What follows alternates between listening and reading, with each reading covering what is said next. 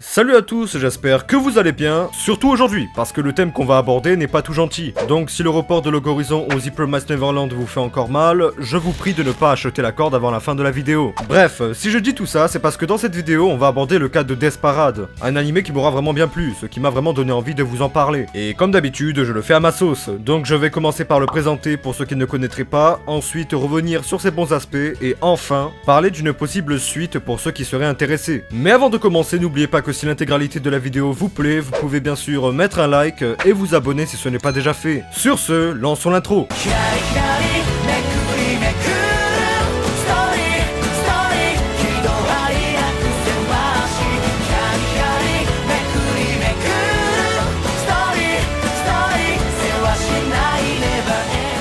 Desperate est une œuvre qui a pour genre drame, mystère et suspense. La série débute de base avec un film d'animation nommé Death Biyar, fait par les studios Madhouse, et réalisé par Yuzuru Tachikawa en 2013. Et c'est ce qui a inspiré la création de la série Desperate en 2015, toujours faite par Madhouse, et licenciée en France par ADN, avec un total de 12 épisodes.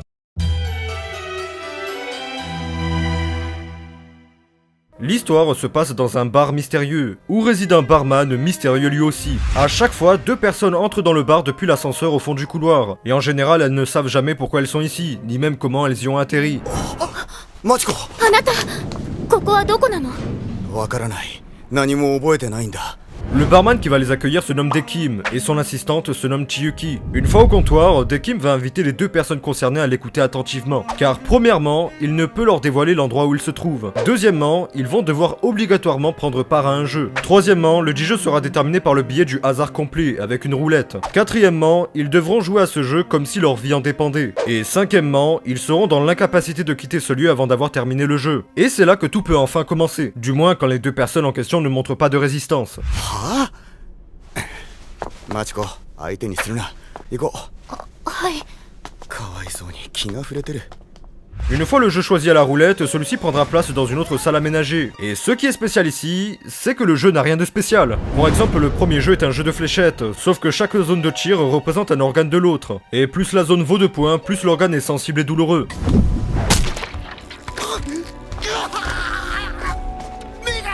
Et c'est celui qui marquera le plus de points qui remportera la victoire, faisant sous-entendre d'ailleurs que le perdant mourra. En gros, c'est du gambling school mais en beaucoup plus hardcore. Et sans ecchi aussi, hein, c'est important de le préciser. Bref, tout le long de la partie, nos deux personnes passent par beaucoup d'émotions et de ressentiments pendant le jeu, car c'est pendant la durée de celui-ci que des souvenirs leur reviennent. Souvenir par souvenir, ils finissent finalement par se rappeler qu'en fait ils sont morts. En effet, tout n'est que mise en scène. Pour exemple, Dekim, lui, n'est pas un simple barman. Déjà, il n'est pas humain, c'est une création totalement dénuée de sentiments. Mais c'est également un arbitre, une personne qui se charge d'observer le déroulement du jeu pour voir la pureté ou au contraire la noirceur des âmes, et décide ainsi s'ils vont dans le néant ou partent pour la réincarnation. Mais ici on préférera l'illustrer comme étant le paradis ou l'enfer, et c'est dans le but de départager que le jeu est mis en place. C'est en fait un moyen de faire ressortir la noirceur de l'âme de quelqu'un, et en le mettant dans des situations extrêmes et parfois bouleversantes. Ainsi est le véritable but de l'intrigue, des âmes égarées qui sont ensuite jugées pour savoir s'ils peuvent se réincarner ou aller dans le néant. C'est comme ça que nous suivrons Dekim et son assistante Chiyuki juger des âmes qui passent par là, pour ensuite rendre un jugement qui s'avérera très difficile à rendre du point de vue d'un humain, et particulièrement pour Chiyuki qui, elle, n'est pas dénuée de sentiments. Donc tout le long, au travers des jugements de Dekim, elle va essayer de lui faire ressentir des émotions, et en même temps lui donner son point de vue en tant que personne sensible aux sentiments des autres. Et tout ça sera très kiffant à suivre, mais il est temps de donner mon avis sur tout ça.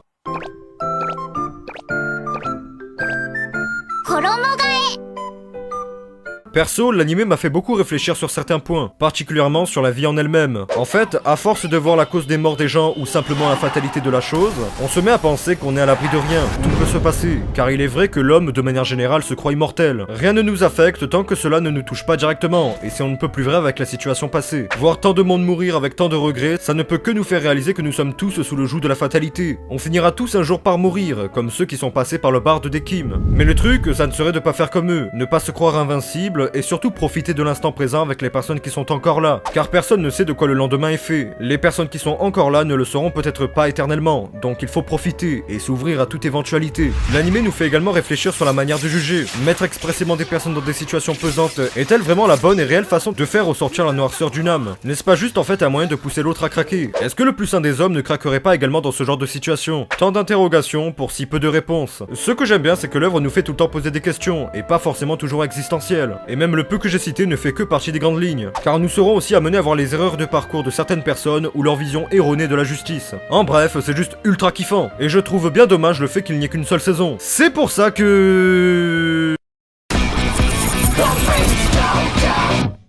Au bout de 50 existences, il est peut-être temps de voir si la saison 2 de Death Parade est toujours possible. Déjà, niveau de l'adaptation, c'est compliqué, car l'intrigue c'est bel et bien fini, et il n'y a pas de matériel source sur lequel se baser. Mais ça ne veut pas dire que c'est impossible. Nous l'avons bien vu, l'intrigue globale n'est pas totalement terminée. Que vont faire les supérieurs de Dekim quand ils vont apprendre qu'il a des sentiments? Car normalement un arbitre ne doit pas en avoir. Et puis, tout le système de gestion du lieu n'a pas été découvert, ni même que les principaux acteurs qui en tirent les ficelles. Donc pour l'écrivain Yuzuri Tachikawa, il y a encore moyen d'utiliser plusieurs autres aspects de l'intrigue pour générer de nouveaux épisodes. On pourrait également mettre le point de vue d'un autre arbitre dans un autre étage. Dans tous les cas, l'œuvre laisse assez de possibilités de ce côté-là, donc une suite peut être créée. Mais maintenant ce qui bloque, c'est les studios. Madhouse n'est pas vraiment connu pour faire des deuxièmes saisons de leurs œuvres. C'est ce que beaucoup auront relevé, mais ce n'est clairement pas un argument recevable. Madhouse en sortant cette série ne pensait pas faire un joli succès, c'est pourtant ce qui s'est passé. Le studio aurait aussi, apparemment entre de gros guillemets, donné le feu vert à la saison 2 de Death Parade, malgré tous les problèmes qu'il pourrait rencontrer. Mais c'est apparemment toujours à cause de ces mêmes problèmes que la suite officielle n'a pas été annoncée. En tout cas, on n'a vraiment pas beaucoup d'informations pour affirmer quoi que ce soit. Ce qui est indéniable, c'est que la série a bien marché et qu'elle a le soutien des fans.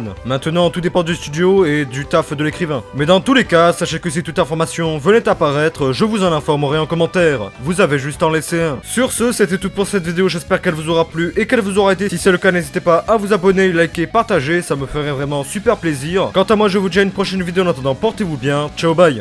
Everybody, put your